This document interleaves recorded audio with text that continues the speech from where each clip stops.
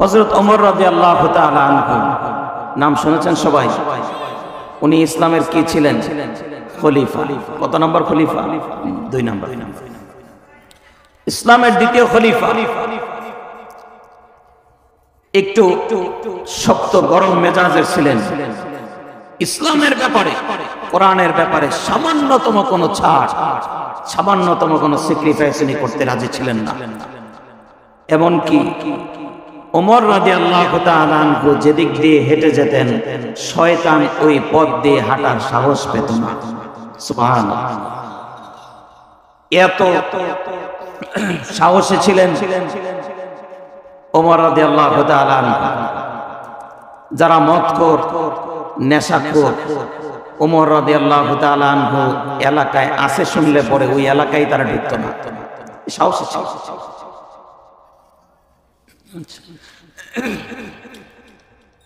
ওমর রাদিয়াল্লাহু তাআলা আনহু তখন খলিফাতুল মুসলিমিন, অর্ধ জাহানের বাদশা, অর্ধ জাহানের বাদশা খলিফাতুল মুসলিমিন হযরত ওমর, যার ভয়ে পরাশক্তি রোম পারস্য পর্যন্ত থরথর করে কাঁপে।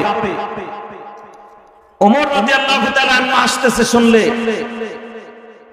এমন কোন জালেম নাই সে তার জায়গায় দাঁড়িয়ে থাকতে পারবে, এত ভয় পেত। মদিনায় এক গায়ক ছিল, বাউল। বাউল চিনেন নি আপনারা? যে যাত্রার মধ্যে গায়। তো বাউল মুসলমান, কিন্তু নামাজ নাই, কিচ্ছু নাই, খালি বাউলগিরি করে গান গায়। ওমর রাদিয়াল্লাহু তাআলা আনহুর ভয়ে মদিনায় ঢরে আসে না। দললে তো পিটান লাগে। বয়স হয়ে গেছে 70 বছরের উপরে, এখন আর বেশি গান টান গাইতে পারে না। এই বাউলের মন খারাপ যে এখন আর কেউ তারে দাওয়াত দেয় না, গানও শোনে না। একদিন রাতের বেলা একাকী মসজিদে নববীর কাছেই জান্নাতুল বাকি, যেখানে 10,000 সাহাবীর কবর। সুবহানাল্লাহ। হজে গিয়েছেন কে কে? তারা গিয়ে থাকলে দেখছেন। হাজী সাহেব আসেননি কেউ? হজ বা উমরা গিয়েছেন? নাই? তো ইনশাআল্লাহ সামনে যাওয়ার নিয়ত আছে ইনশাআল্লাহ। আল্লাহ সবাইকে যাওয়ার তৌফিক দান করেন, আমিন। মক্কা মদিনা না দেখা পর্যন্ত আমার মনে হয় ঈমান কেমন যেন অপূর্ণ থেকে যায়। আল্লাহ যেন আমাদের সবাইকে মক্কা এবং মদিনায় যাওয়া, আল্লাহর ঘর দেখার তৌফিক দান করেন। সবাই বলি আমিন। ইচ্ছা আছে তো সবার, উপায় না থাকুক, উপায় ব্যবস্থা করে দেওয়ার মালিক কে? আল্লাহ।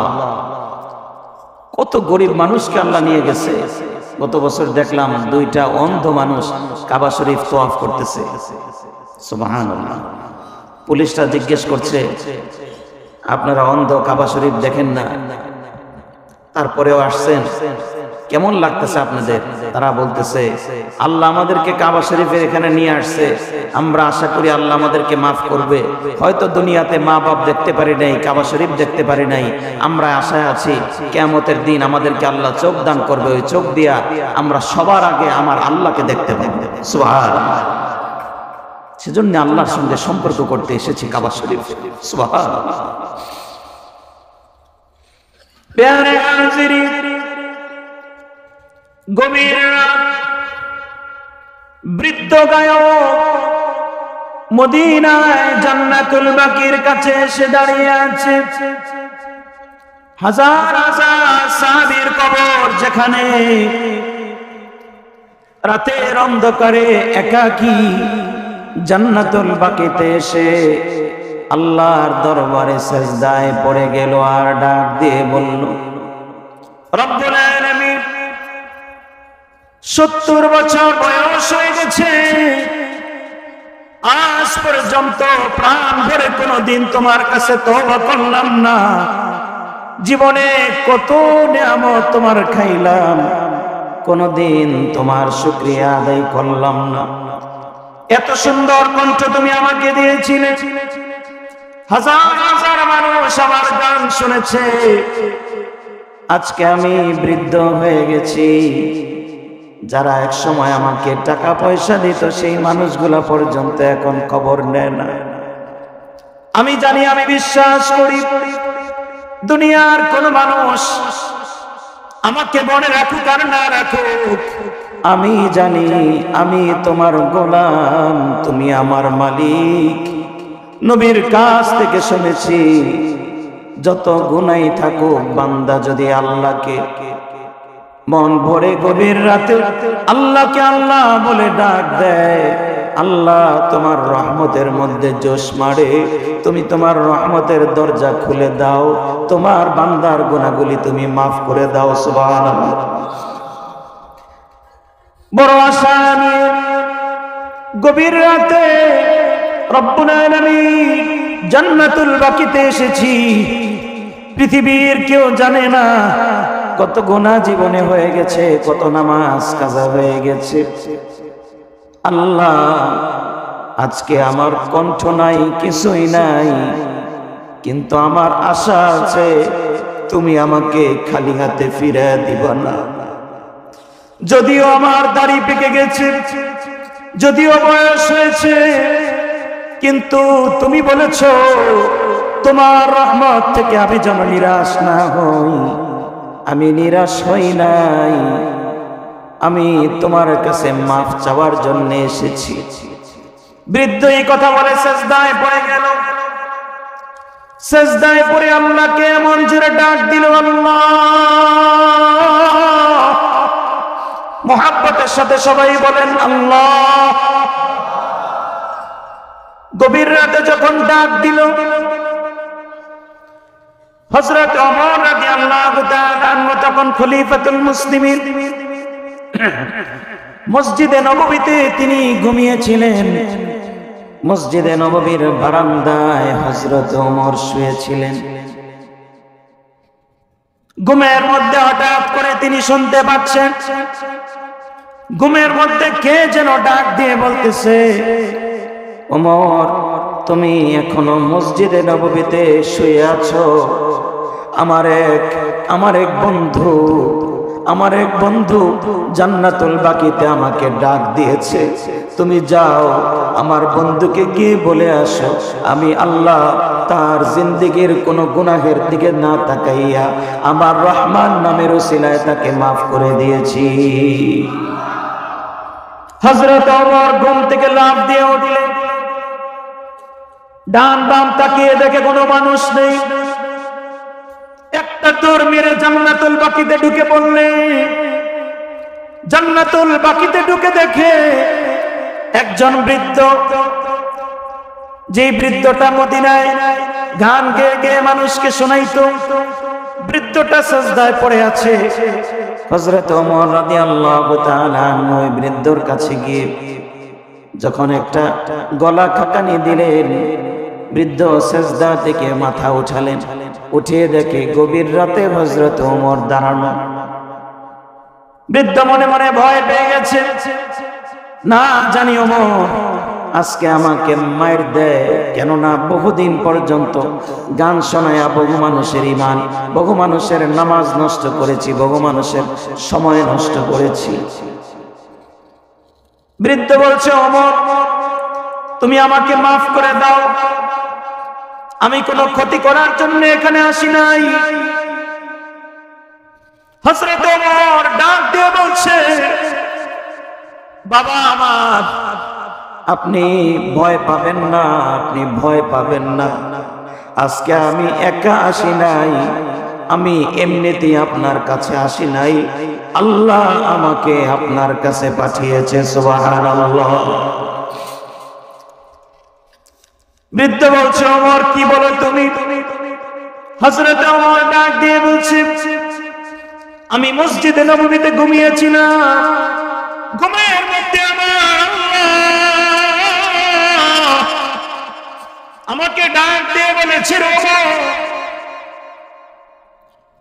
আমার একটা বন্ধু জীবনের সব গুনাহ থেকে তওবা করেছে, তুমি গিয়া সুসংবাদ দিয়ে আসো, আমি আল্লাহ তার জিন্দেগীর গুনাহগুলি মাফ করে দিয়েছি। তার তওবা এমন পছন্দ হয়েছে আমার, তার সাদা দাড়িগুলার উসিলা করে আমি তার জিন্দেগীর সব গুনাহগুলি এক মুহূর্তের মধ্যে মাফ করে দিয়েছি। সুবহানাল্লাহ। বৃদ্ধ এবার হযরত ওমরকে জড়িয়ে ধরল, ডাক দিয়ে বলল, ভাই আমার, এতদিন পর্যন্ত আল্লাহকে একবার ডাক দিলাম না, আল্লাহর কাছে মাফ চাইলাম না, এতদিন পরে এই বয়সে আল্লাহর কাছে মাফ চাওয়ার সঙ্গে সঙ্গে আল্লাহ আমাকে মাফ করে দিয়েছে, তোমাকে জানিয়েছে। এই কথা বলে সে আর সহ্য করতে পারে নাই, আবার মাটির মধ্যে সেজদায় পড়ে গেছে। ওই সেজদারত অবস্থায় কালেমা পড়তে পড়তে সে আল্লাহর দরবারে চলে গেছে। সুবহানাল্লাহ। বলুন তো দেখি, মাফ করার মালিক কে? 70 বছরের বৃদ্ধকেও যে আল্লাহ মাফ করেছেন, সেই আল্লাহ এখনো আছে না নাই? সে আল্লাহকে যদি প্রাণ ভরে আমরা ডাকি, আমার আল্লাহ আমাকে আজকে মাফ করতে পারে কি পারে না? পর্দার আড়ালে মা বোনেরা, আসুন, গভীর রাত হয়ে গেছে, আল্লাহর কাছে তওবা করি। আমার সামনে অবশিষ্ট সব যুবক ভাইদের হাতে পায়ে ধরে বলি, আল্লাহর ওয়াস্তে জিন্দেগীর গুনাহের দিকে স্মরণ করে তুমি আজকে তওবা করো। এই যৌবন একদিন থাকবে না, এই শক্তি একদিন থাকবে না। সামনে তাকিয়ে দেখো বহু বৃদ্ধ মানুষ, এক সময় তারাও জওয়ান ছিল, আজকে তারা বৃদ্ধ হয়ে গেছে। বৃদ্ধ বাবার দিকে তাকিয়ে থাকো, যেই বাবার হাত ধরে তুমি হাঁটা শিখেছো, সেই বাবা আজকে তোমার হাত ধরে হাঁটে। এই যৌবনের শক্তি একদিন থাকবে না, সবাইকেই জবাব দিতে হবে। গোরস্থানের দিকে তাকিয়ে দেখো, আমার চেয়ে বহু শক্তিশালী, আমার চেয়ে বহু ক্ষমতাবান মানুষ ছিল, আজকে গোরস্থানে পড়ে আছে। বছরের পর বছর, যুগের পর যুগ চলে যায়, তাদের নাম নেওয়ার মতো মানুষ এখন খুঁজে পাওয়া যায় না। ঠিক না বেঠি? আমাদের তওবা করার দরকার আছে না নাই? এরকম বহুদিন অনেক মানুষের মন থাকতে পারে, বহুদিন পর্যন্ত আল্লাহর কাছে কান্নাকাটি করি না, চোখের পানি ফেলি না। চোখের পানি আল্লাহর কাছে সবচেয়ে দামি, চোখের পানি আল্লাহর কাছে সবচেয়ে দামি। চোখের পানি ফেলার সঙ্গে সঙ্গে আল্লাহ পাক বান্দাকে ডেকে বলতে থাকে, বান্দা, আমি তোকে মাফ করে দিলাম, তুই আর চোখের পানি ফেলিস না। আল্লাহ কুদরতি হাত দিয়া বান্দার চোখের পানিগুলা মুছতে থাকে আর বলতে থাকে, আর কাঁদিস না, তোর জিন্দেগীর গুনাহগুলি আমি মাফ করে দিলাম। সুবহানাল্লাহ। আসুন আমরা আল্লাহর কাছে তওবা করি। যারা দাঁড়িয়ে আছেন তারাও বসে পড়েন। আমরা এখনই মহান রব্বুল আলামিনের দরবারে তওবা করব। অনেক রাত হয়ে গেছে, ইচ্ছা ছিল আজকে লম্বা বয়ান আপনাদেরকে শোনাবো, কিন্তু যেহেতু রাত হয়ে গেছে আপনাদেরকে আর কষ্ট দিতে চাই না। যদি আল্লাহ তৌফিক দেন আরেকদিন আবার আলোচনা হবে ইনশাআল্লাহ। তবে আমরা যদি আজকে আল্লাহর কাছে তওবা করে কান্নাকাটি করে যেতে পারি এবং জীবনের গুনাহগুলো মাফ করায় যেতে পারি, তাহলে আজকের মাহফিল সার্থক। আল্লাহ যদি এই মাহফিলের যারা বসা আছি সবাইকে যদি মাফ করে দেন, আল্লাহর কি কোনো ক্ষতি হবে? আল্লাহ যদি সবাইকে একসঙ্গে মাফ করে দেন, আল্লাহর কোনো রহমতের মধ্যে টান পড়বে না। হাদিস শরীফে এসেছে, লাউ আন্না আউওয়ালাকুম ওয়া আখিরাকুম ওয়া ইনসাকুম ওয়া জিন্নাকুম ওয়া রুতাবাকুম ওয়া ইয়াবিসাকুম কামু ফি সাঈদিন ওয়াহিদিন ফাসআলুল্লাহ। পৃথিবীর সমস্ত মানুষ মিলে, আল্লাহ তাআলা হাদিসে কুদসিতে বলতেছেন, পৃথিবীর সমস্ত মানুষ মিলে যদি আমি আল্লাহর কাছে চাও, আর ওয়াআতাইতু কুল্লা ওয়াহিদিন মাসআলাতাহু, পৃথিবীর সবাইকে যদি তার চাওয়া পূর্ণ করে দেই, সবাইকে মাফ করে দেই, সবাইকে রিজিক দিয়ে ভরপুর করে দেই, সন্তান দিয়ে ভরপুর করে দেই, কোনো ধরনের অভাব না থাকে, সবাইকে সব কিছু দেওয়ার পরে আল্লাহ বলেন, মা নাকাসা যালিকা মিম্মা ইনদি ইল্লা মা ইয়ানকুসুল মাখিতু ইযা উদখিলাল বাহর। বিরাট বড় সাগরের মধ্যে সুই ডুবানোর পর সুয়ের মাথা পরিমাণ যতটুকু পানি কমে, আমি আল্লাহর বিরাট বড় যে খাজানা, আমি আল্লাহর রহমতের যে সাগর, সবাইকে মাফ করে দেওয়ার পর সুয়ের মাথা পরিমাণ রহমত আমার সাগর থেকে কমবে না। সুবহানাল্লাহ। আল্লাহ পাক এত বড় রহমান, এত বড় রহিম। আসুন আল্লাহর কাছে আমরা তওবা করি, আল্লাহ যেন আমাদের জিন্দেগীর গুনাহগুলো মাফ করে দেন। সবাই বলি আমিন।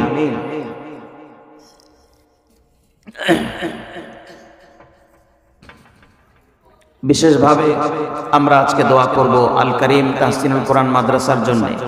গত কয়েক বছর যাবত মাদ্রাসার মাহফিলটা সাদে হয়েছে।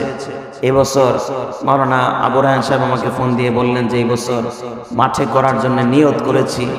আলহামদুলিল্লাহ মাঠে হয়েছে, সামনেতেও কেউ মাঠে হোক, এটা আপনারা সবাই চান তো? ইনশাআল্লাহ সবাই চান। এবং এই মাহফিলটা প্রতি বছর একটা জান্নাতের যাওয়ার একটা জরিয়া হিসাবে যেন আল্লাহ কবুল করেন, আমরা সবাই বলি আমিন। তো এবছর যারা হাফেজ হলো তাদের জন্য দোয়া করি, আল্লাহ যেন তাদেরকে বিশ্ববরেণ্য হাফেজ হওয়ার তৌফিক দান করেন। এবং যারা হাফেজে কোরআনের বাবা এবং মা, তাদের জন্য দোয়া করি, আল্লাহ যেন হাফেজে কোরআনদের বাবা এবং মাকে কিয়ামতের দিন আল্লাহ যেন সন্তানদের সঙ্গে তাদেরকেও জান্নাত দান করে দেন। সবাই বলি আমিন। কিয়ামতের দিন হাফেজে কোরআন সন্তান মা বাবাকে সুপারিশ করে করে জান্নাতে নিতে থাকবে। সুবহানাল্লাহ। না কোনো ইঞ্জিনিয়ার, না কোনো ডাক্তার, না কোনো আইনজীবী, কারো ব্যাপারে নবীজি এই সুসংবাদ দেননি। একমাত্র হাফেজে কোরআনদের জন্য বিশেষ সুসংবাদ নবীজি দিয়েছেন। এজন্য আমরা নিয়ত করি যে আমাদের সন্তানদেরকে একজন হলেও এরকম জান্নাতে যাওয়ার একটা জরিয়া আমরা বানায় যাব, বলি ইনশাআল্লাহ। আমার বংশে বর্তমানে জীবিত হাফেজে কোরআনের সংখ্যা বর্তমানে 50 জনের উপরে। আমার বাপ, চাচা, জ্যাঠা, ভাই, বারাদার যা আছে, এবং খালাতো ভাই, মামাতো ভাই, ফুফাতো ভাই, বোন সব হাফেজ। অবিশ্বাস্য। এটা কার দান বলেন? আল্লাহর দান। আমার দুই ভাগিনা জমজ, দুই ভাগিনা একই দিনে দুইজনে হেফজ শুরু করছে, একই দিনে দুইজন হাফেজ হয়েছে। আমার দাদারা 5 ভাই ছিলেন, 5 ভাই দেওবন্দ মাদ্রাসায় 5 ভাই একসঙ্গে হাফেজ হয়েছে। অনেক আগের কথা। থানবী রহমতুল্লাহ আলাইহির কাছে ওনারা পড়াশোনা করেছেন। আল্লাহ পাক এই বংশের এই সিলসিলা, বরকতময় সিলসিলা এখনো জারি রেখেছেন। আজকে আমার বড় ছেলে আমার সাথে এসেছে, সেও হাফেজ হওয়ার জন্য ভর্তি হয়েছে হেফজখানায়। 3.5 পারা হেফজ হয়েছে। আপনারা দোয়া করবেন আল্লাহ যারা যেন তাকেও তাড়াতাড়ি হাফেজ হওয়ার তৌফিক দান করেন। দাঁড়াও, সবাইকে সালাম দাও।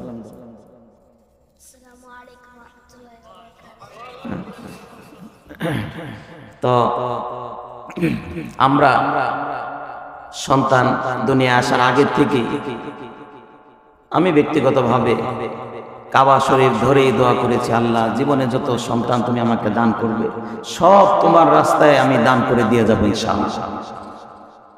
আল্লাহ ঠকাবে না। সন্তানকে হাফেজ বানান, আলেম বানান, আল্লাহ ঠকাবে না।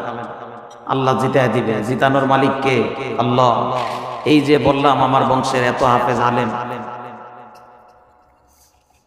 জীবনে কোনোদিন কেউ রিজিকের অভাবে পড়ছে, টাকা পয়সার অভাবে, খাওয়ার অভাবে পড়ছে, এরকম কোনো রেকর্ড নাই। মানুষজন আপনাকে বলবে সন্তানরে মাদ্রাসা দিছো, খাইব কি, পড়বো কি, খাইব কি। আমি আমার এলাকায় বলেছি আপনারা ভয় পান আপনার সন্তান খাইব কি। আমি তো চ্যালেঞ্জ করে বলতে পারি আমার এলাকায় যেই পরিমাণ মুরগির রান মানুষ আমারে খাওয়াইছে, কোন নেতাও পর্যন্ত এই পর্যন্ত খাইতে পারেনি। আমার সম্পর্কে চাচা হয় মাওলানা হাবিবুর রহমান যুক্তিবাদী সাহেব সেদিন মজা করে বলতেছে যে আমারে ছোট কালে খালি আমার আত্মীয়স্বজনরা কইতো যে আলেম হইলে খাইব কি।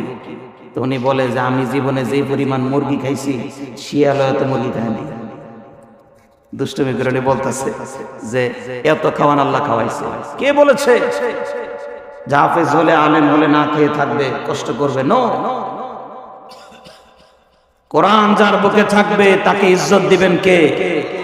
তার রিজিকের দায়িত্ব নেবেন কে? আল্লাহ। আল্লাহ ইজ্জতের সঙ্গে খাওয়াবেন, ইজ্জতের সঙ্গে আল্লাহ পাক তাকে রাখবেন। 55 বছর বয়স চলে স্বাধীনতা। এই 55 বছরের মধ্যে কোনোদিন কোন আলেম বাংলাদেশে না খেয়ে মারা গেছে কোনোদিন শুনেছেন? কোন পত্রিকা এসেছে? না। সন্তানকে হাফেজ বানান, আলেম বানান, দেখবেন দুনিয়া এবং আখিরাতে আল্লাহ পাক অনেক সম্মানিত করবেন, অনেক সম্মানিত করবেন। আর এতটুকু তো গ্যারান্টি দিয়ে বলতে পারি যে সন্তানকে যদি আলেম বানান, বড় হইলে সে কোনোদিন আপনারে বৃদ্ধাশ্রমে নিয়ে যাবে না। ঠিক না বেঠিক? আজ পর্যন্ত বাংলাদেশের যতগুলা বৃদ্ধাশ্রম হয়েছে, যত হাজার মা বাবা আছে, একটা বৃদ্ধাশ্রমের মধ্যেও কোনো হাফেজ আলেম নাই, বরং আছে অনেক বেশি শিক্ষিত হইয়া একবারে শিক্ষিত হইতে হইতে অমানুষ হয়ে গেছে, তারা সন্তান মা বাবাকে বৃদ্ধাশ্রমে পাঠায় দিচ্ছে। ঠিক না বেঠিক? সন্তানদেরকে মানুষের মতো মানুষ বানান, কোরআন হাদিস শেখান। এই সন্তান ইনশাআল্লাহ দুনিয়া এবং আখিরাতে আপনার নাজাতের জরিয়া হবে। আল্লাহ আমাদেরকে কবুল করেন, সবাই বলি আমিন। তো সব হাফেজদের জন্য আজকে দোয়া করলাম, এবং যারা আজকের এই মাহফিলকে সুন্দরভাবে সাফল্যমণ্ডিত করার জন্য মেহনত করেছেন, সবার নাম এখন বলতে পারছি না, তবে সবার জন্য দোয়া করি।